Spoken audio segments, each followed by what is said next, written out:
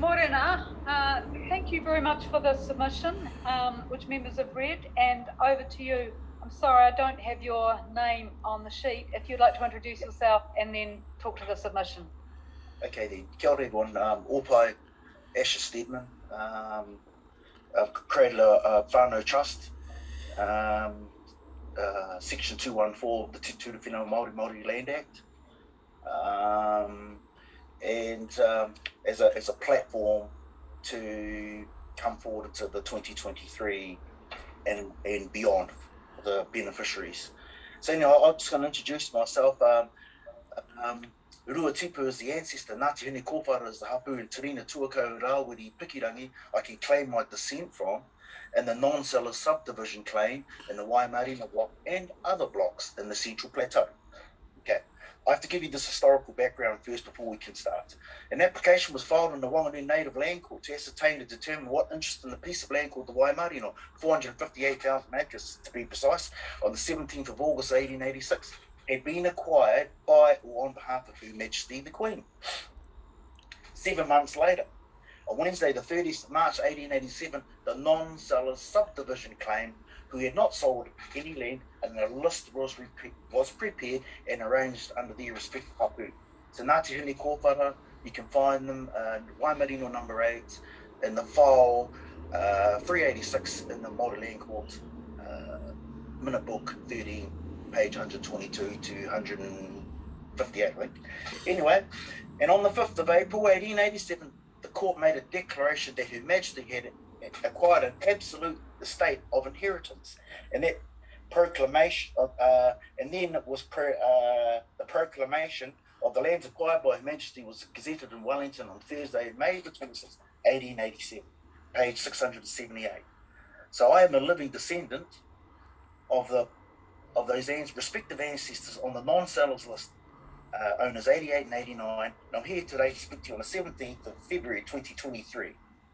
Okay, I've given you the letter of communication. I've used it before in the past in the World Trade Organization submission process, and I'm going to use the same article again, Article 26, that you can all go to, and I'll get to that in a minute. But first of all, as a non-seller, a descendant of the non-sellers, and we're not doing treaty claims, not part of that process. So we're here to proclaim today and state Article 2 of the Treaty of Waitangi to begin my proceedings today. Her Majesty the Queen of England confirms and guarantees to the chiefs and tribes of New Zealand and to their respective families thereof the full, exclusive and undisturbed possession of their land, estates, forests and fisheries, and other properties which they may collectively or individually possess, so long as it is their wish and desire to retain the same in their possession.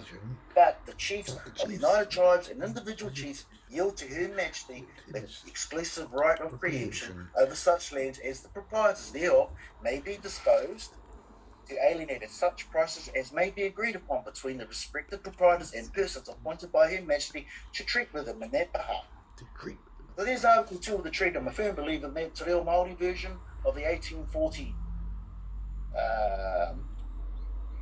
not the 1975 Treaty Waitangi Act. So we're going to go to the Therapeutics Bill, Section 333, subsection 4. The regulator must ensure that they have the capacity and the capability, A, to understand and give effect to the principles of the Treaty of Waitangi, 1840, in my view. B, to understand and to take into account Mātauranga Māori and Māori perspectives in relation to therapeutic products. So that's that bit for the therapeutics. That's why I'm in here today, about that. So Article 26, which you have in front of you. Whānau and hapu have the right to own, develop, control and use the whenua and the lands and territories, including the total environment of the whenua, lands, air, water, coastal seas, sea ice, flora and fauna, and other resources which whānau and hapu have traditionally owned and otherwise occupied and used. These include the right to the full recognition of whānau and hapu's laws and traditions and customs, land tenure systems and institutions for the development. So, sorry, what are the specific concerns that the Trust has with the legislation that the Select Committee is considering?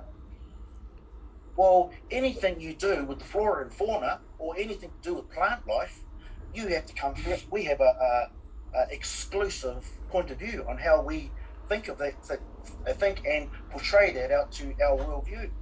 And we don't feel like we need to be regulated by anybody else. It's already been guaranteed to us. That is my point today.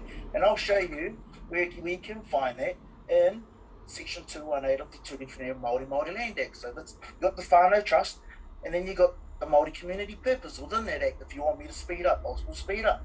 Without No, limiting we understand that, but we are focused on the Natural Built Environment Bill and the Spatial Planning Bill rather than the Te Ture Whenua legislation.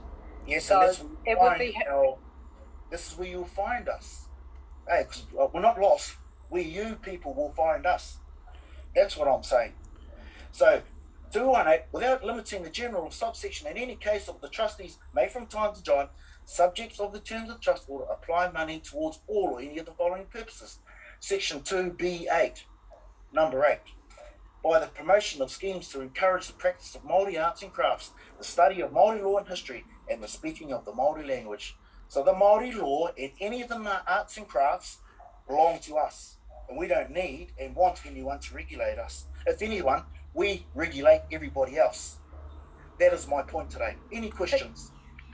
Thank you. I am not seeing any questions, so I'm hearing you to say that you're not supporting the legislation because you don't see a need for it because it is seeking to regulate things that you don't believe we need. We already have, and I'm just here to enlighten you that we already have that.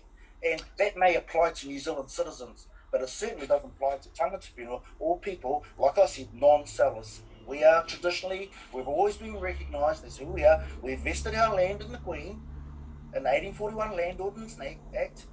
Hey, we've vested the land. I'm not seeing any questions from members, so can I thank the Opaia Whānau Trust for its submission and for you taking the time, Asher, to be here and present and talk to it today. Kia ora. It was my pleasure to introduce ourselves to you. It was only rightful. Thank you. Bye-bye. Thank you. Mā te wā.